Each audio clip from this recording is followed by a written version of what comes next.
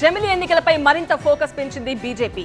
One nation one election పై ప్రజల్లో అవగాహన కల్పించాలని, మాటిమాటికి వచ్చే ఎన్నికలతో వచ్చే నష్టాన్ని వివరించాలని ఎంపీలకు సూచించారు జేపీ నడ్డా. ఏప్రిల్ 6 నుంచి 14 వరకు ప్రత్యేక కార్యక్రమాలకు ఎంపీలను ఇన్ఛార్జీలుగా నియమించారు.